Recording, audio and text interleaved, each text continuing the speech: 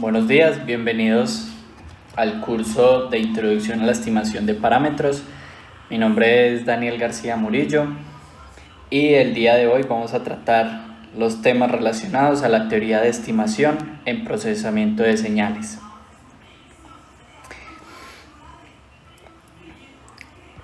La teoría de estimación en el procesamiento de señales en la actualidad tiene diferentes aplicaciones en las cuales gran cantidad de dispositivos electrónicos cuentan con estimaciones, por ejemplo los radares, el sonar, el análisis de imagen, de biomedicina, comunicaciones sin control. Todo este tipo de sensores o de dispositivos electrónicos miden señales de las cuales extraen información y de esta forma extraen parámetros interesantes. ¿Qué es entonces la estimación de parámetros? La estimación de parámetros es determinar un valor de algún parámetro en específico a partir de una información medida. Como vemos en la imagen, si el punto gris es la información o es el parámetro al que queremos llegar, vamos a tener diferentes medidas que van a estar alrededor de este verdadero parámetro. Sin embargo, pueden pasar 4 cosas diferentes. La primera es que el sensor tenga baja exactitud y alta precisión, en la cual siempre vamos a tener el grupo de medidas con poca dispersión, sin embargo, alejado del parámetro verdadero. Por otra parte, tendremos una precisión baja, pero una exactitud alta, en la cual la mayoría de los elementos está cerca del valor real, sin embargo la dispersión es mayor. Asimismo, en la parte superior derecha tenemos una representación de baja precisión y baja exactitud, en la cual los diferentes puntos que se miden están con una dispersión muy grande y además no están cerca del punto que queremos estimar o el punto verdadero. Finalmente, el ideal de los sensores o de las señales que se miden es que cada elemento medido esté cerca del parámetro verdadero. Sin embargo, si vemos, no es exactamente el mismo punto, por lo cual debemos determinar con todos estos puntos medidos el parámetro exacto. Un ejemplo de esto es el radar, en el cual tenemos un elemento que emite una señal, que emite una onda,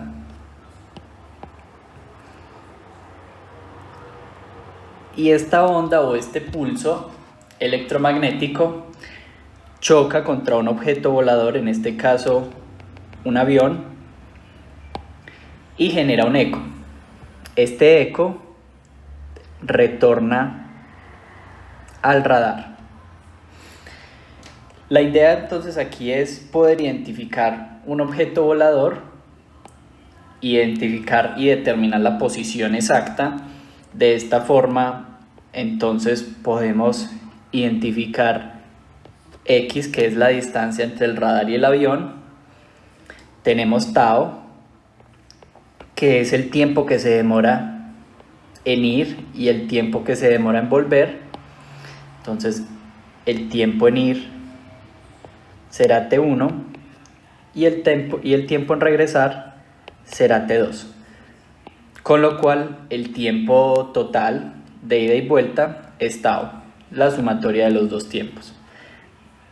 Asimismo, necesitamos saber cuál es la velocidad de propagación de una señal electromagnética, que en este caso la denotamos como C, donde decimos que C es la velocidad en metros sobre segundo.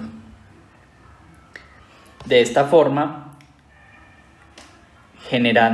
utilizando la fórmula de un movimiento uniforme, podemos identificar exactamente la distancia conociendo el tiempo y conociendo la velocidad de propagación, para lo cual la fórmula nos dice que la distancia es igual a la velocidad por el tiempo, con lo cual tendríamos que x es igual a c por tiempo. Sin embargo, nosotros tenemos que este tiempo de acá sería solo el de ida o el de vuelta. Pero en este caso, nosotros estamos midiendo es el tiempo total, por lo cual lo que estamos realmente midiendo es 2 veces el tiempo. Tendríamos entonces que x es igual a tiempo por velocidad sobre 2. Y de esta forma entonces podemos identificar cuál es la distancia a la que está un avión. Sin embargo, no se puede detectar el tiempo con buena precisión. Esto genera que muchas veces se requiera una estimación de este parámetro de tiempo. ¿Esto por qué se genera? Esto se genera debido a que la señal que tenemos o la señal que recibimos, que es el eco de la original, presenta la siguiente forma. Vamos a colocar dos imágenes en el cual una es la señal que se emite y en el otro es la señal que se recibe. En la primera entonces enviamos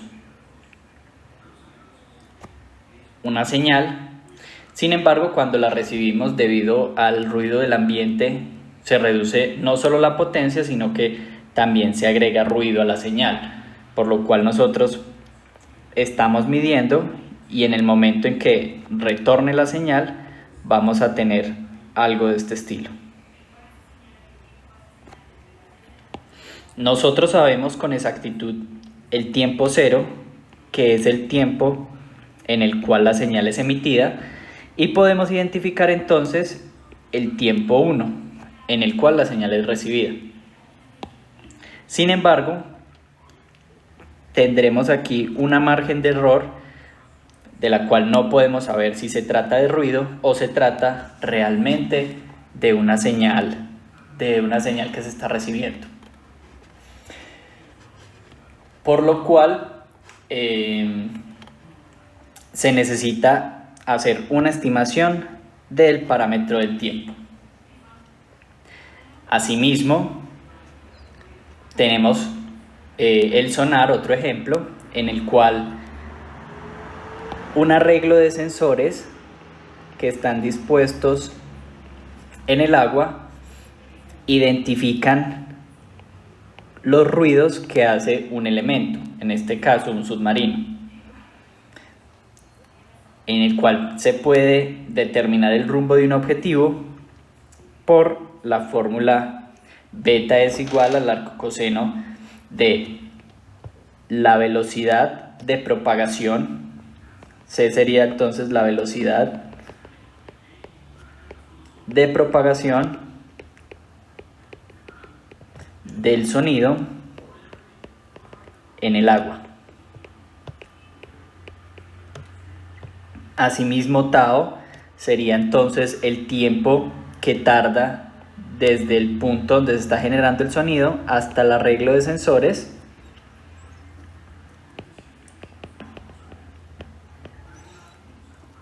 Y tener en cuenta que este sonido va a llegar en diferentes tiempos a cada uno de los sensores dependiendo de su disposición. Finalmente tenemos la variable d, que es la distancia entre sensores.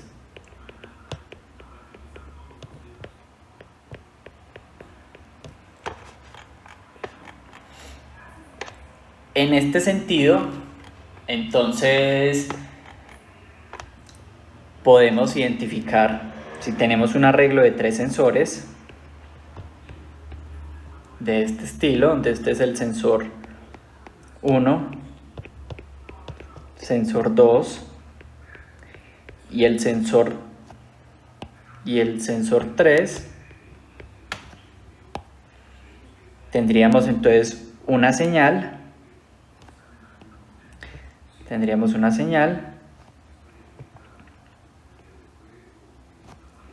Que va a estar desfasada. Voy entonces a dibujar los puntos críticos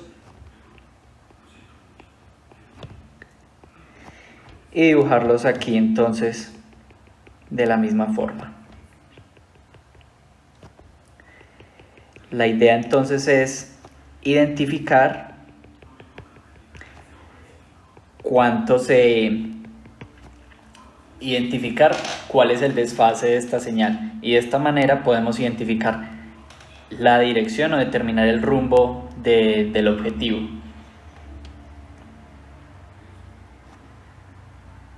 En este caso, por ejemplo, el sensor 2 es de este estilo.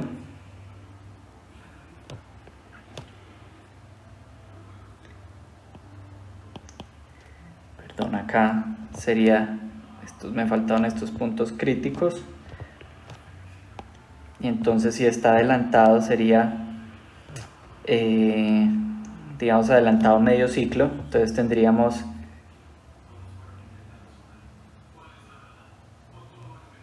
algo de este estilo.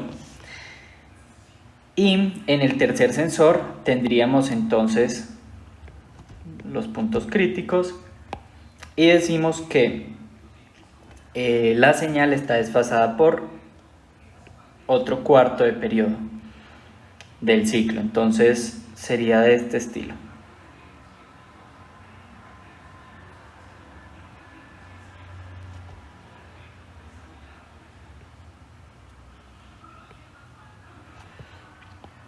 Si entonces realizamos o miramos los tiempos en donde se vuelve a identificar la señal,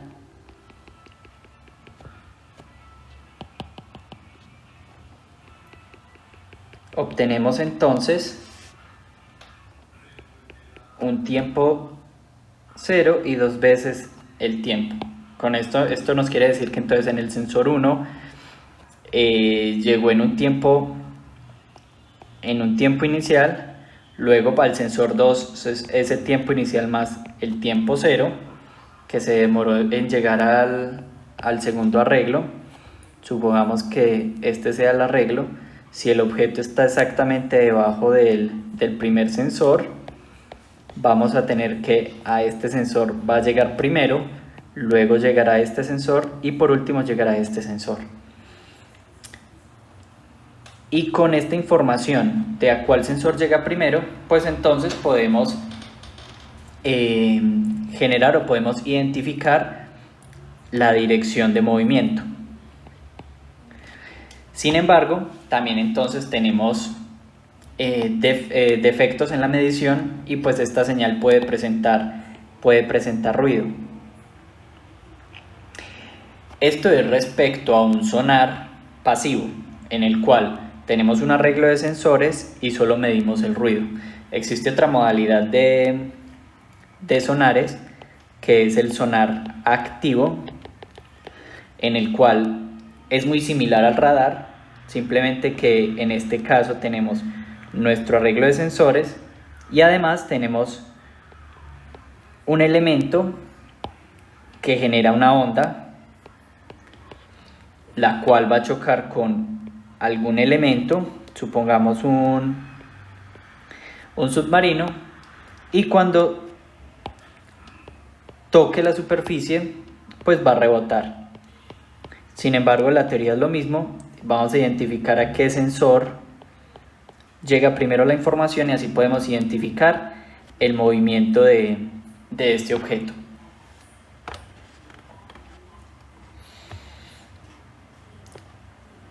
Respecto a los otros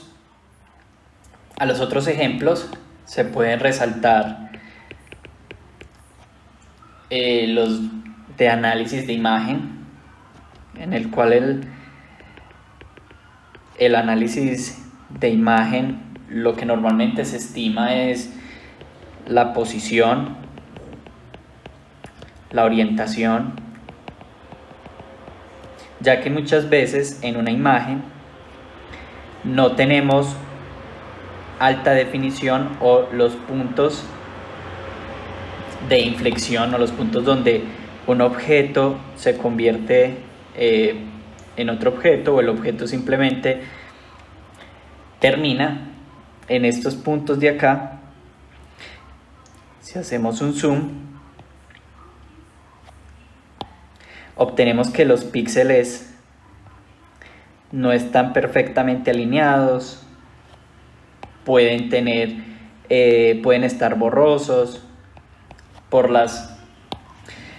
todas los sensores, pueden ser ruidos en el ambiente, el sensor se puede haber saturado, pueden existir diferentes tipos de problemas o de ruidos que puedan ingresar dentro del sensor.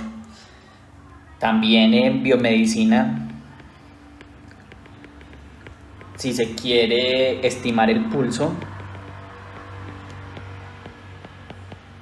entonces tendremos unos electrodos los cuales se conectan a una persona y con esta información podemos identificar entonces el pulso de una persona. El problema entonces es los ruidos. Aquí existen una gran cantidad de ruidos. El primero puede ser el movimiento. Cuando una persona se mueve, hace que estos sensores se muevan a su vez y de esta manera puede generar ruidos en la misma señal del pulso. Otro problema puede ser la interferencia con otros elementos, pueden ser celulares o puede ser simplemente la red eléctrica. En comunicaciones se tiene la estimación de frecuencias, que es ampliamente usado, la estimación de frecuencias que es ampliamente usada en la codificación de señales. Entonces puede ser las ondas de radio, las cuales están codificadas y se requiere estimar cuál es la frecuencia a la cual se están transmitiendo. Otros ejemplos incluyen la sismología, y en estos podemos detectar, por ejemplo, la distancia hasta un depósito de petróleo.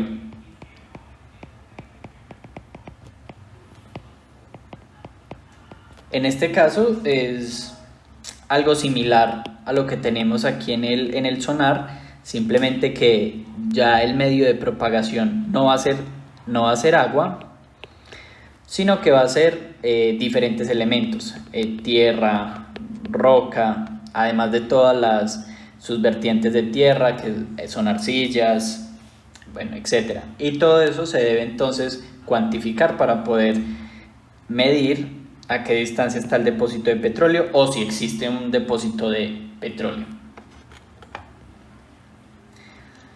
Bien, todos los ejemplos que mencionamos anteriormente se enfrentan a un mismo problema.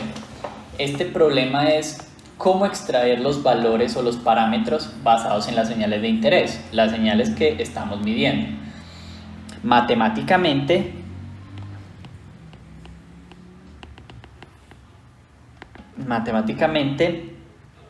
esto se escribe de la siguiente manera. Tenemos un set de datos, un valor que se midió en el instante 0, otro valor que se midió en el instante 1 y así sucesivamente hasta un valor que se midió en n-1, que sería el último elemento medido. Todas estas medidas que tenemos acá van a depender de un parámetro, el cual es el que queremos estimar. Entonces, esto se escribe de la siguiente manera. Si queremos estimar teta, entonces hacemos teta gorrito va a ser igual a g, que es una función a la cual se le ingresa toda la serie de tiempo. De esta forma entonces esperamos que g nos pueda dar indicios de que es teta estimada. Este problema es conocido como la estimación de parámetros y el cual pues es el objetivo de este curso. Otro tema a tener en cuenta es que ya cada vez los sistemas digitales son más usados respecto a los análogos, y en este sentido es más común que cada vez encontremos señales digitales. Esto quiere decir que tenemos una señal que es analógica y por medio de muestreo entonces identificamos cuáles son los puntos. Estos puntos aquí entonces representarían nuestro x0 hasta nuestro x de n-1. Por eso es que lo más común que nos vamos a enfrentar es realizar estimaciones a partir de series de tiempo.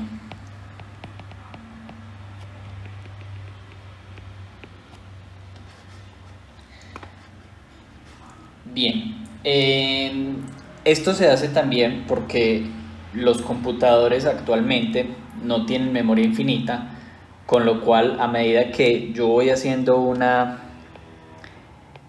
muestreo más fino, pues obviamente estoy aumentando la cantidad de datos. Cuando yo aumento la cantidad de datos, pues aumento la cantidad de memoria usada.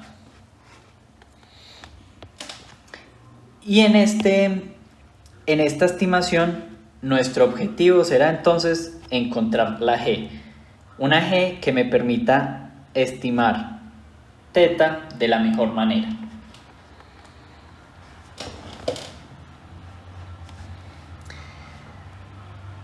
Para determinar entonces unos buenos estimadores, el primer paso es modelar matemáticamente los datos, y ya que estos datos pueden tener una incertidumbre o ser aleatorios, entonces estos se describen con una función de densidad de probabilidad o una PDF.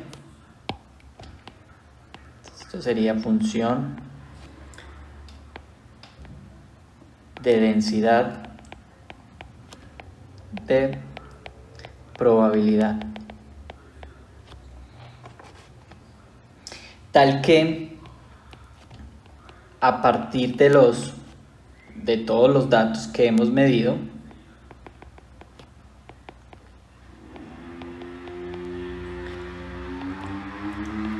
cuál es la probabilidad de que todos estos datos que se han medido surjan a partir del parámetro teta.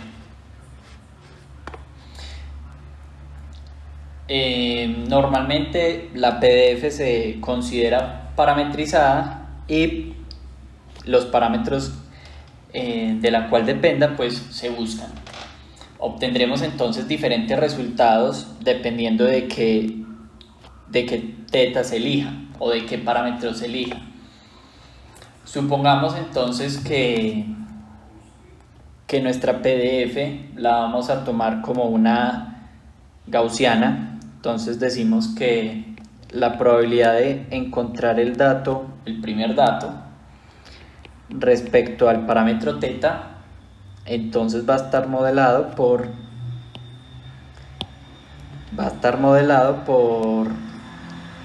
una PDF gaussiana que estará centrada entonces en teta, que es el parámetro que queremos estimar, y tiene una varianza determinada. Colocando entonces la fórmula, llegamos a 1 sobre la raíz cuadrada de 2pi sigma cuadrado. Recordemos que tenemos en una gaussiana la varianza y la media de los datos. exponente elevado a la menos 1/2 de la varianza al cuadrado por el dato menos el parámetro o la media elevado al cuadrado. De esta forma entonces miramos cuál es la probabilidad de que x0 haya sido generado por una PDF de media teta en este caso con desviación sigma cuadrado de teta. Si dibujamos diferentes soluciones o diferentes tetas, podríamos decir que tenemos teta 1 acá, teta 2 acá y un teta 3 por acá, con lo cual generaríamos las siguientes funciones de densidad. Como son gaussianas, entonces serían en forma de campana, donde el máximo punto de probabilidad, recordemos que esto es la probabilidad de que un x dado haya sido generado por el parámetro teta.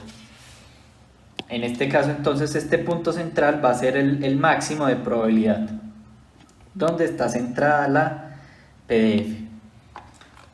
Bien, es claro entonces que el valor de teta, perdón, acá es un teta 3, y entonces es lógico ver que a medida que cambia teta, pues entonces la función va a cambiar y las probabilidades van a dar diferentes. Si por ejemplo observamos que x0 es positivo, es muy poco probable que teta 1 sea el parámetro estimado o que teta 1 sea el parámetro real. Es mucho más probable que sea o teta 2 o teta 3, ya que cuando vemos la forma de la gaussiana, la probabilidad que tenemos acá, que es máxima, se va reduciendo a medida que nos acercamos al 0. Y este de acá es el lado negativo de los elementos. En este sentido entonces teta 2 y teta 3 podrían ser soluciones más razonables.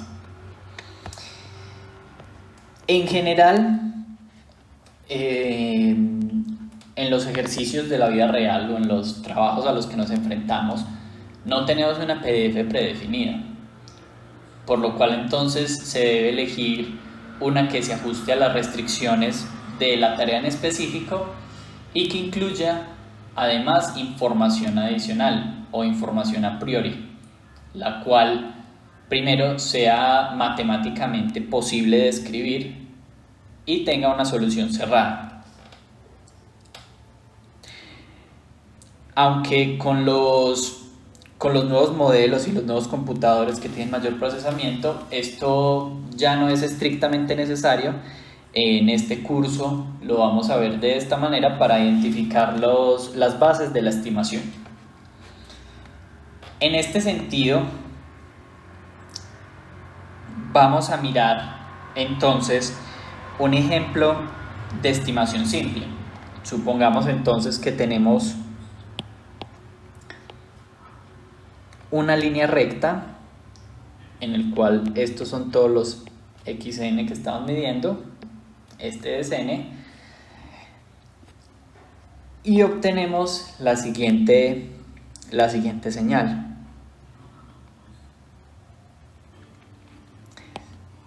Podríamos entonces inferir o podríamos decir que esta señal es proveniente de una línea recta, por ejemplo esta acá, y que nosotros estamos viendo la línea morada simplemente porque a estos datos reales se le agregó ruido. Bien, entonces otra parte interesante a analizar y es cómo el ruido me afecta la medición que tengo. En este caso, tengo entonces que todos los elementos o todos los puntos varían alrededor de un punto en específico. En este caso entonces podemos escribir matemáticamente que cada uno de los puntos que yo tengo se rige por la ecuación A más B por N más WN, en el cual WN es una variable aleatoria. Podemos decir o podemos inferir que en promedio esta señal tiende a crecer. Incluso se puede asumir que esta recta o que esta señal pues es generada entonces por esta línea recta con pendiente positiva. Y de esta manera entonces aseguramos que siempre está creciendo. Es razonable entonces modelar W como un ruido blanco gaussiano, el cual en simples palabras es una variable aleatoria que sigue una PDF gaussiana de media cero y con una varianza predefinida. También tenemos que aclarar que cada una de estas medidas, es decir, WN con respecto a WN más 1, son independientes. Esto nos dice que estas dos medidas no están correlacionadas y por lo tanto la covarianza entre cada una de ellas va a ser igual entonces a el valor esperado de WN por WN más 1 menos el valor esperado de WN por el valor esperado de WN más 1. Este es el valor esperado de WN más 1. En este caso, como decimos que no son o que no tienen correlación, entonces podemos decir que este elemento de acá es 0 y por lo tanto nos quedaríamos con la multiplicación de los dos. Bien. Vamos entonces a decir entonces que esta correlación lo que mide es si dos variables aleatorias son linealmente dependientes. Es decir, si por ejemplo entre X y Y existe una dependencia lineal.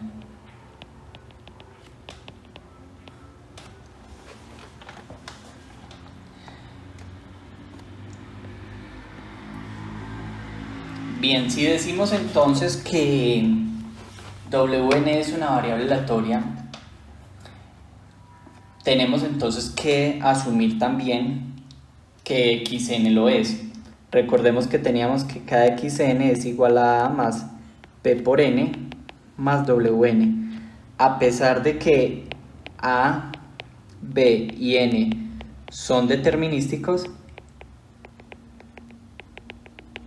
tenemos que WN es una variable aleatoria.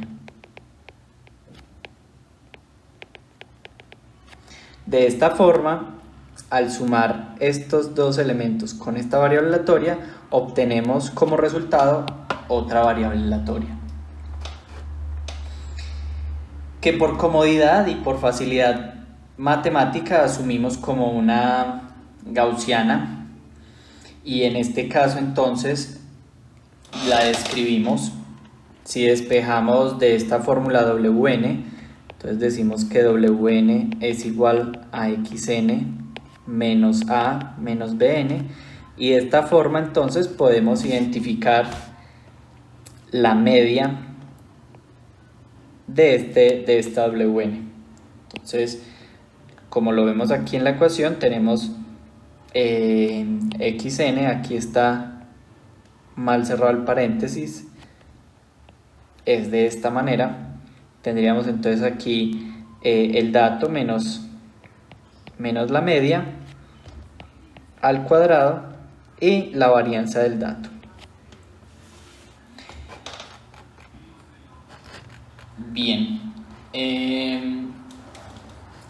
ahora entonces lo que nos quiere decir esta probabilidad es cuál es la probabilidad de que obtengamos un valor x a partir de un parámetro θ, que en este caso, como es la PDF, pues sería la media. Entonces, a medida que la media se acerca al parámetro x, pues obviamente tenemos mayor probabilidad de aparición. Recordemos entonces que utilizamos una gaussiana, pues por su facilidad matemática. Sin embargo, es de aclarar que el rendimiento de los estimadores depende en gran medida de la elección de la PDF.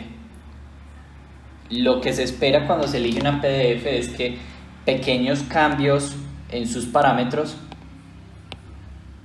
en este caso el parámetro θ, pequeños cambios no afecten drásticamente los rendimientos. Bien, hasta ahora hemos visto todos los problemas que son llamados de estimación clásica, en los cuales los parámetros, a pesar de que son determinísticos, son desconocidos. Es decir, no conocemos los parámetros. La pregunta ahora es entonces, bueno, ¿cómo medimos el rendimiento de un estimador? Para esto entonces vamos a hacer un ejemplo en el cual tenemos lo siguiente. Tenemos que cada medida xn es A más ruido.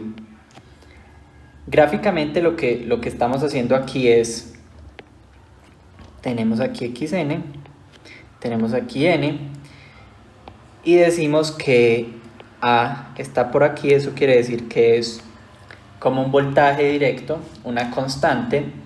Sin embargo, cuando le agregamos Wn, que sería ruido blanco gaussiano, asumimos que Wn está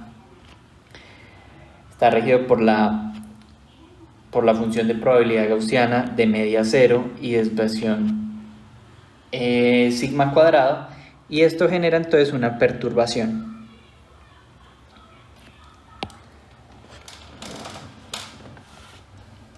Como tenemos entonces un ruido y una constante, es lógico pensar que un buen estimador sería el promedio. Sin embargo, tenemos que comprobarlo, como lo vamos a ver a continuación, e identificar si es verdad. Entonces, supongamos que un estimador puede ser el promedio. Eso quiere decir que voy a hacer la sumatoria de cada uno de los elementos que estoy midiendo, desde n igual a 0 hasta n-1, y lo divido por la cantidad de elementos. En este sentido, entonces, lo que se quiere es que el A estimado esté lo más cerca posible de A. Eso quiere decir que la resta de estos dos, del A estimado contra el A, pues sea pequeña, sea muy pequeña. Vamos a ver entonces ahora un ejemplo utilizando Python de cómo esta estimación nos puede acercar al verdadero valor de A.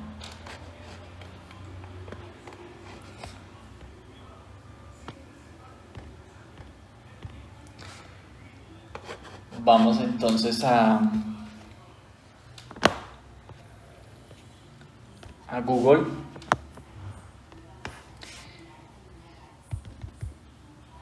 y nos vamos a Collaborative, que es un software de Google, una página de Google que nos permite con máquinas virtuales ejecutar código. Entonces le damos crear uno nuevo.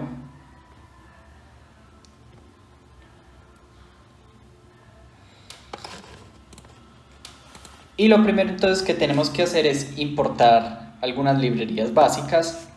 Entonces vamos a importar la librería NumPy o NumPy,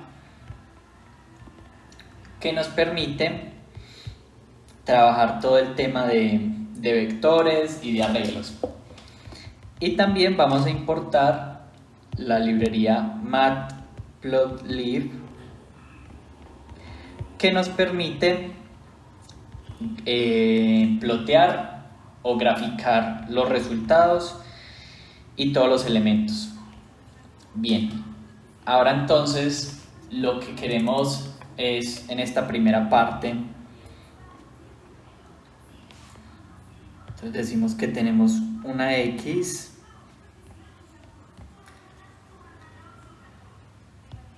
que son cada uno de los elementos que estamos midiendo y que esto es igual a un parámetro A, que en este caso es desconocido, más WN,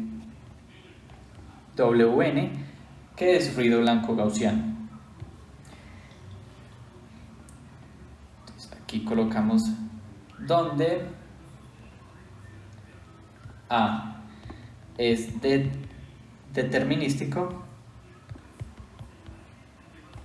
y WN, como dijimos ahora, sigue una distribución gaussiana, que es lo mismo que decir que tiene que es ruido blanco gaussiano.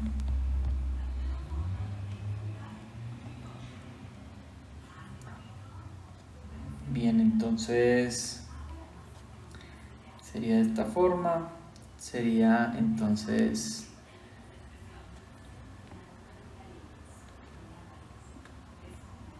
queremos colocar esto de la siguiente forma. Listo, que sigue una distribución gaussiana. Como lo vimos ahora, entonces la distribución gaussiana, que es ruido blanco gaussiano en este caso, tiene media cero y tiene varianza sigma cuadrado.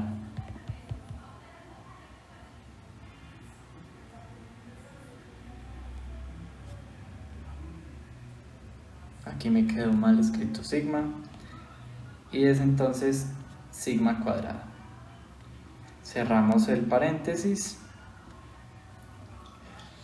y esto entonces sería lo que tenemos. Agregamos entonces otra línea de código y ahora vamos a copiar matemáticamente lo que estábamos analizando.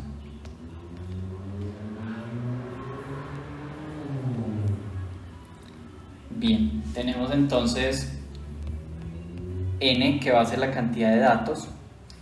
Digamos que tenemos 100 datos que vamos a medir. Como esto es un ejemplo, pues entonces vamos a darle un valor a A y luego mirar qué tanto nos acercamos a ese valor. Digamos que es 1. Sigma va a ser igual a la desviación estándar y supongamos que sea 0.3. Luego la media del ruido blanco gaussiano, que es 0. Y entonces generamos W, que es el ruido blanco. Para esto entonces vamos a utilizar la librería NumPy, que está en el paquete random.normal. Recordemos que la gaussiana también se conoce como la distribución normal o la distribución gaussiana. Y entonces aquí lo que tenemos que hacer es ingresar la media, la varianza y la cantidad de datos que quiero extraer. Finalmente, entonces vamos a decir que X, o el valor que yo estoy midiendo, es el valor A más W. Bien. Creando entonces otra celda de código, vamos a mirar o vamos a plotear por medio de la librería matplotlib la variable X. Vamos a colocarle una línea roja que nos indique dónde está el valor de A y poder identificar qué tanto me afecta el W. Entonces, para hacerlo colocamos PLT, queremos una línea horizontal en el axis y lo queremos en Y igual a el valor A. Le podemos dar los puntos, el punto inicial y el punto final, que pues en este caso sería el X mínimo, sería 0, y el X máximo sería la cantidad de datos totales, que lo nombramos como N. Vamos a pintarlo de color rojo.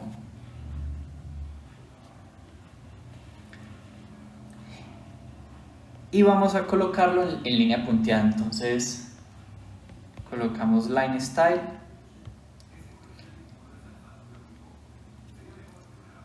y lo colocamos entonces punteada. Bien, de esta forma entonces si ejecutamos, vamos ejecutando cada una de las celdas, esperamos que se conecte a los servidores de Google. Ya está conectado. Vamos a ejecutar entonces esta celda. Listo, ya importó. Luego esta de acá. Y vamos a mirar entonces el resultado. Si vemos, la línea punteada roja sería el valor verdadero de A. Sin embargo, la línea azul es lo que estamos mirando o lo que estamos midiendo. Si nosotros aumentamos el sigma, lo que vamos a ver es que la dispersión va a aumentar. De esta manera, el rizado que estamos viendo, en este punto, el punto máximo lo encontramos más o menos en X40, que es 1.8. Sin embargo, si aumentamos el sigma, vamos a ver que tenemos puntos más alejados de la media. En este caso 2 o 2.2, incluso más altos que 2. De esta forma tenemos que analizar que no todos los valores de sigma los podemos, no a todos los valores de sigma, o enfrentándonos a problemas con ruido muy alto, no podríamos estimar bien la variable. Muchas veces nos enfrentamos a este tipo de problemas en el cual la calidad o la relación señal-ruido es muy baja. Esto quiere decir que el ruido es más alto que la señal y dificulta mucho la estimación. Sin embargo, volvemos al valor de 0.3, que para este caso es lo que vamos a analizar. Bien, ahora entonces agregamos otra línea de código y vamos a definir como lo habíamos visto, vamos a definir entonces este estimador. Entonces, este estimador acá es simplemente el promedio. Entonces, creemos esa función. Vamos a definir la función promedio, a la cual le va a ingresar un parámetro X y nos va a retornar entonces la suma de nuestro vector x dividido el tamaño de x. De esta forma obtenemos el promedio.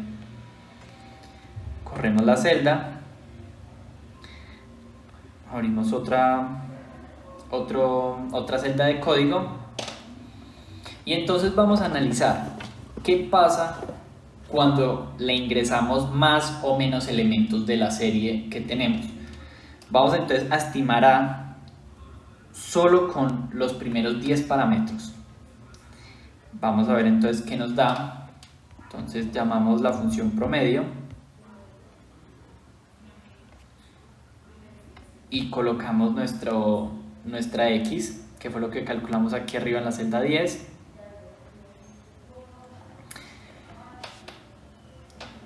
Pero lo que queremos hacer es identificar qué pasa si solo colocamos los primeros 10 elementos. Asimismo vamos a hacerlo para valor 20 y valor 50. Entonces tenemos aquí el promedio de x de sus valores, de los primeros 20 valores. Bien, también lo vamos a hacer con 50. La idea es identificar qué pasa a medida que yo le agrego más datos. ¿Será que va a obtener resultados mejores? ¿Va a obtener resultados peores? ¿O simplemente no pasa nada? Es indiferente a la cantidad de datos que yo ingrese. Por eso entonces que hacemos este tipo de ejemplos. Es el promedio de x y aquí vamos a utilizar los 100 datos, es decir, todos los datos que tenemos. Muy bien, vamos entonces a imprimir cada una de las estimaciones. Entonces aquí colocamos que esto es la estimación del parámetro A con 10 valores. Imprimimos entonces el valor, que lo tenemos guardado en A10. Y ahora lo que tenemos que hacer es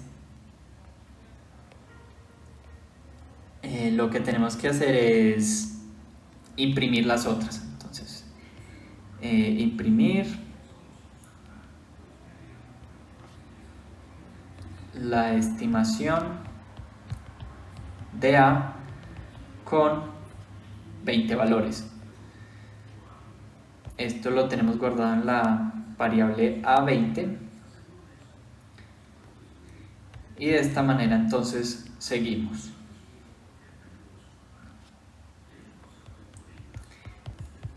Estimación de A con 50.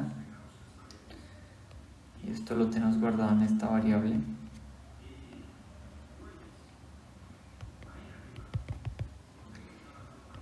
Print estimación del parámetro A con todos los datos, que en este caso son 100. Coloquemos aquí todos los elementos y esto lo guardamos en A mayúscula 100.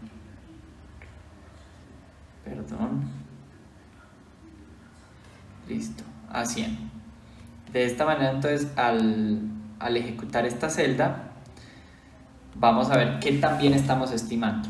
Entonces, si vemos, a medida que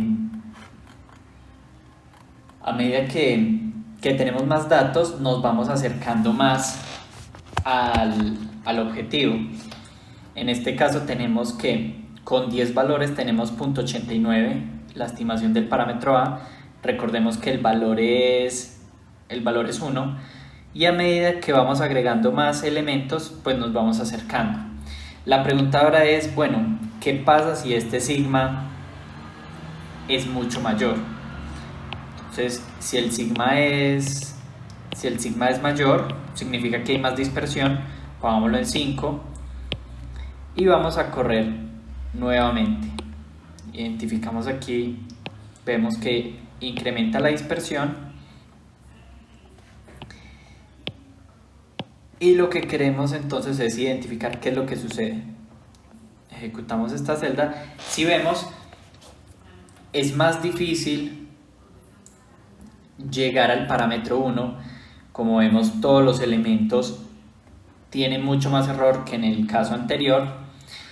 Y también entonces vamos a ver un caso crítico en donde esta varianza es muy alta o la relación señal-ruido es muy baja, con la cual la señal que estamos midiendo es de muy baja calidad y tenemos dispersiones muy altas. Vamos a ver entonces que las estimaciones no son tan exactas,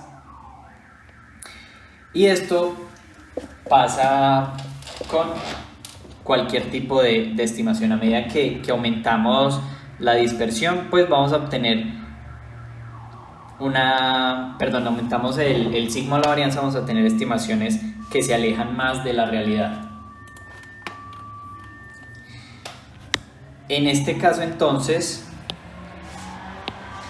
vimos que más o menos A con 10 nos da 0.81. En el primer caso, cuando sigma o la desviación estándar era 0.3, veíamos que la estimación con 20 parámetros era 0.83, la estimación con 50 parámetros era 0.944 y la estimación con 100 parámetros con 100 elementos, el parámetro A nos daba 0.995.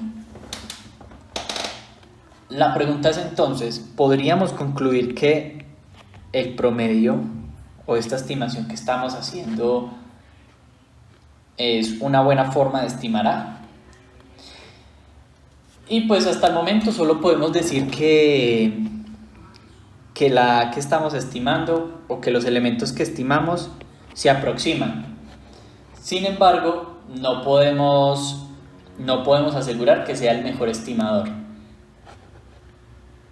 Esto va a ser para un parámetro o para un sigma de 0.3, pero pues tendríamos que verlo qué sucede cuando tenemos un sigma de 0.5, de 0.6, y de esta manera mirar qué tan bueno o qué tan malo es el estimador.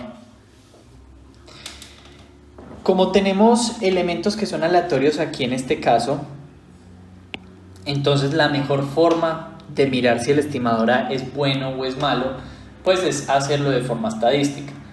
Una posibilidad entonces es repetir el experimento con este mismo valor, repetirlo n veces y mirar qué es lo que sucede y ver si obtenemos buenos resultados en la mayoría de los casos.